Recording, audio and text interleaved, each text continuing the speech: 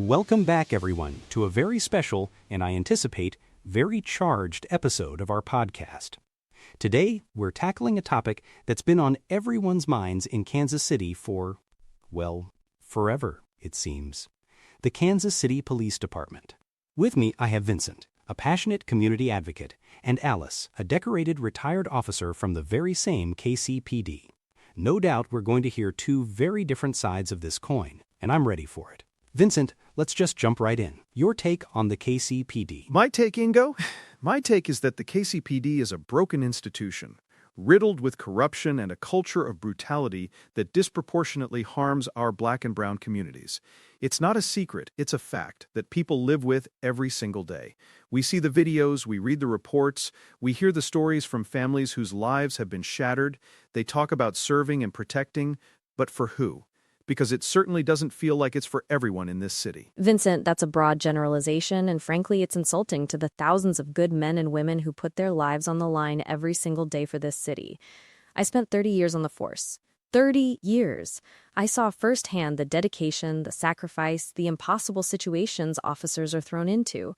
To paint an entire department as broken and corrupt because of the actions of a few, or because you disagree with difficult decisions made in a split second, is just disingenuous. It's easy to criticize from the sidelines. A few, Alice? A few.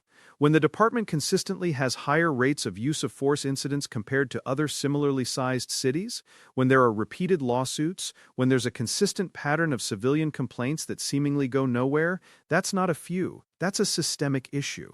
It's about accountability, or the lack thereof. Who polices the police? Because right now, it feels like no one is truly holding them accountable. That's a fair question, Vincent. The issue of oversight and accountability is definitely central to this debate. Alice, how do you respond to the claim that there isn't sufficient accountability within the KCPD, or that complaints are often dismissed? Ingo, there are internal affairs. There are civilian review boards. There are state and federal investigations. Are they perfect? No. No system is. But to say there's no accountability is just false. Every single complaint is investigated. Sometimes the public doesn't agree with the outcome, but that doesn't mean the investigation wasn't thorough. What people often don't understand is the legal framework officers operate within, the training they receive, and the split-second decisions they have to make under extreme pressure. Imagine being in a situation where your life, or the life of a civilian, is on the line. You have fractions of a second to decide, and then you're scrutinized for months or years afterwards by people who weren't there, who don't understand the context. Context. The context is that people of color are disproportionately stopped, searched, and subjected to force. The context is that a young black man is more likely to be shot and killed by police than a white man, even when unarmed. You talk about split-second decisions, but what about the decisions that lead to those encounters? What about the implicit biases that lead to over-policing certain neighborhoods and demonizing certain segments of the population? That's not a few bad apples, Alice. That's a tree that's bearing some really sour fruit, and it's been allowed to grow that way for decades. And Vincent, what about the context of rising crime rates in those very neighborhoods? What about the calls for help from residents who are begging for police presence because they're tired of violence and drug dealing? Officers are sent into high-crime areas because that's where the crime is happening, not because they're targeting people based on race. It's a dangerous job regardless of where you're patrolling, and the vast majority of interactions end peacefully. We're only ever hearing about the worst of the worst incidents, and that's what shapes public perception, not the thousands of positive interactions every day, not the lives saved, not the crimes solved. Alice brings up an interesting point about public perception versus the daily reality for officers. Vincent, you mentioned the KCPD's culture of brutality. Is there a way to bridge that gap, to change that perception, or more importantly, to change the reality, if indeed there is a systemic issue? The reality won't change until the department commits to genuine reform, not just PR stunts. We need independent oversight, a truly empowered civilian review board with investigatory power and the ability to recommend discipline. We need to demilitarize the police, reallocate funds to community-led initiatives for mental health and violence prevention, and end qualified immunity. Officers need to live in the communities they police. That creates investment, that creates understanding. Right now, it feels like an occupying force in many neighborhoods, and that's a recipe for disaster, not trust. Demilitarize? Vincent, officers need the tools and training to deal with the threats they face. When criminals are armed with high-powered weapons, should our officers go in with a pea shooter and a smile? That's unrealistic and dangerous. And for the record, most officers would love to live in the communities they serve, but sometimes housing costs, school districts, or even personal safety concerns make that difficult. As for reform, the KCPD has implemented body cameras, de-escalation training, implicit bias training. These aren't just PR stunts, these are genuine efforts to improve. But you can't legislate away every human flaw or every dangerous situation. And the police aren't responsible for solving all of society's problems: poverty, mental health, lack of opportunity. That's a much bigger issue.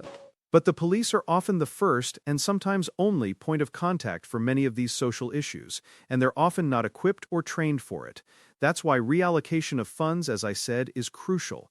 We can't keep throwing money at a system that isn't working for everyone. The improvements you mention, Alice, often feel like a day late and a dollar short. Body cameras are great, but if the footage disappears, or if the officer isn't disciplined even with clear evidence, then what's the point? It goes back to accountability. It's about culture.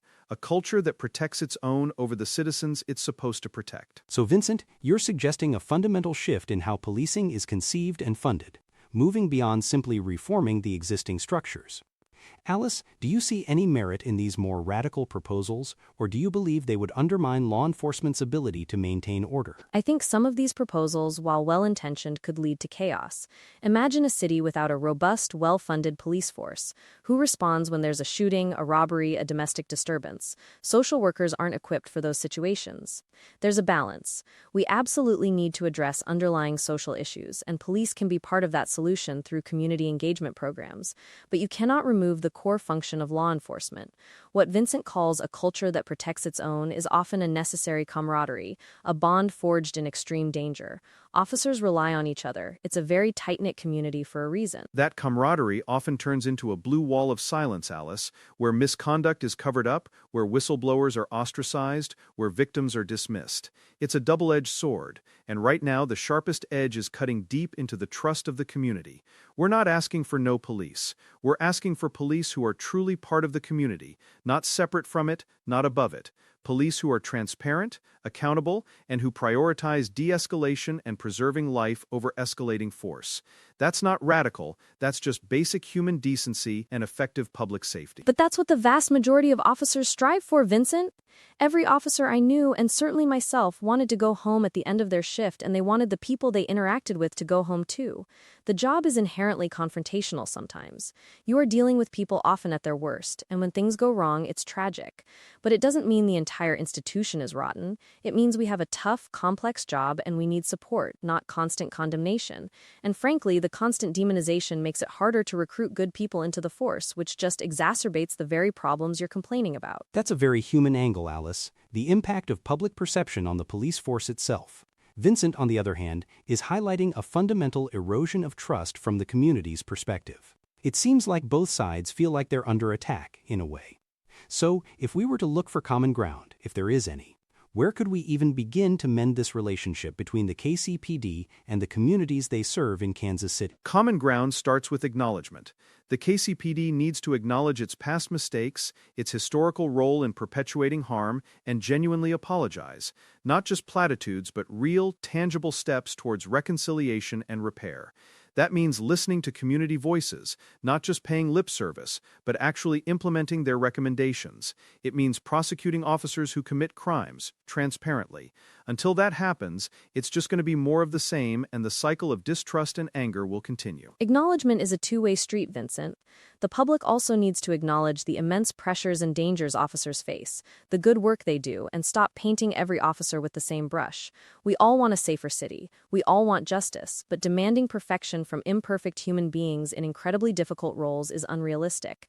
And frankly, the constant attacks from people like Vincent make it incredibly difficult for officers to feel supported, to do their jobs effectively, or to believe that any efforts at reform will ever be enough. We need respect, from both sides. Respect, accountability, safety, and justice.